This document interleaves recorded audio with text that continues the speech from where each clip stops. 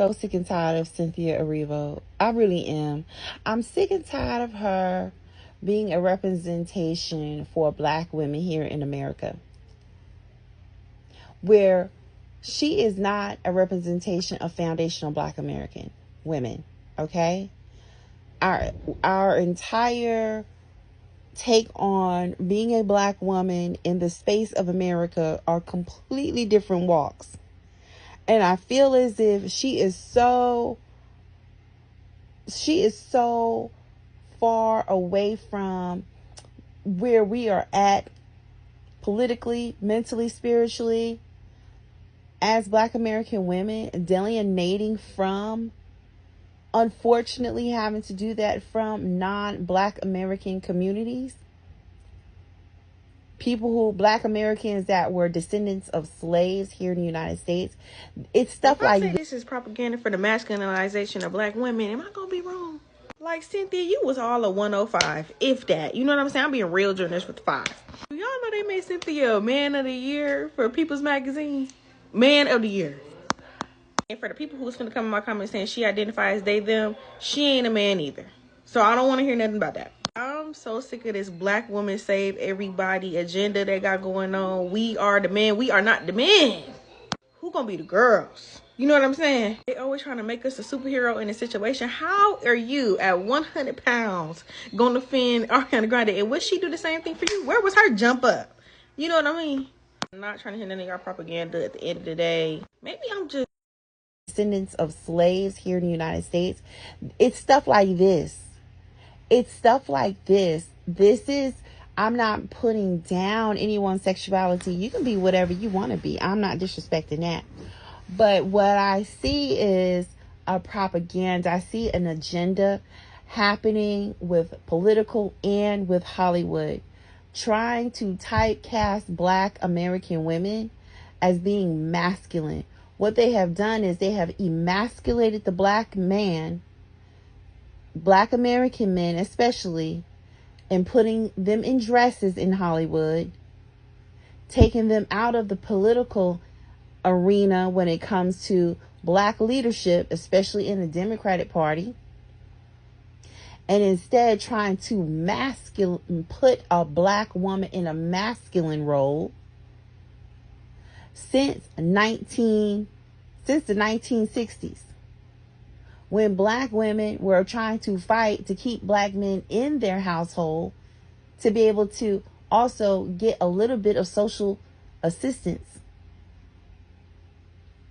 But they were taking black men out of the household, forcing black women to become emasculated in their roles here in the United States to make sure that the children were fed. And now here we are, 2025. They're doing that same thing again. This time, it's in the films, it's entertainment, it's media. Cynthia Erivo is now the new cover for the GQ Man of the Year magazine. Okay, it didn't necessarily name her as Man of the Year, but this is Man of the Year magazine. And because she goes by pronouns, they, them, and so forth, she is put on the front of the cover of that magazine. When America sees one black woman, unfortunately, there are a lot of uneducated people here in the United States, or they are not culturally sensitive, or they do not want to be. They don't want to understand. And so they're going to think that this is a representation of all black women, when this is not so. Black American women are tired of it. Black American women are not masculine. They are not men. We are not the patriarchs in our communities and in our neighborhoods and within our culture. Okay? And I don't know what's going on, but it needs to stop.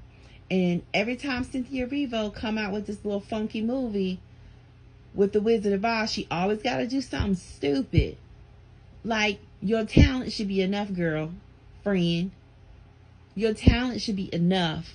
You shouldn't have to pull these little publicity stunts to get your name out there. You've been on all the red carpets. What else do you want? What more do you want? I was already kind of thrown back when I found out who was playing Harriet Tubman years ago. But I didn't say anything. I didn't say anything politically. I didn't make any hashtags or anything like that. But when I saw Shaka Khan, coming to find out, I still don't even know if this is AI or if this is real, that Cynthia Erivo is actually being tapped on the shoulder for possibly reenacting Shaka Khan. I won't be watching it. I'll tell you that much. That's a joke.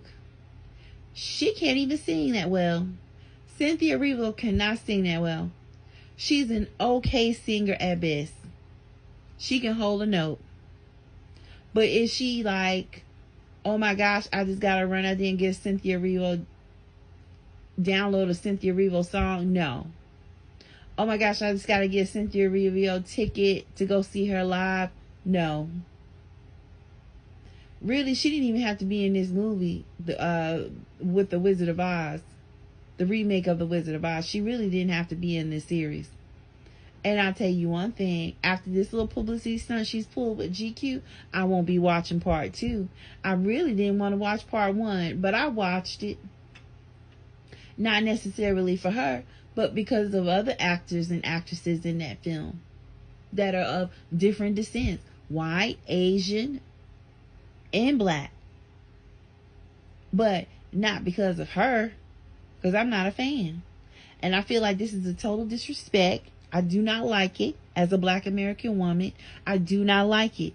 And I take a lot of fault with GQ, because you're part of this whole system. You're part of this device that they're trying to pull. But it won't work. It will not work.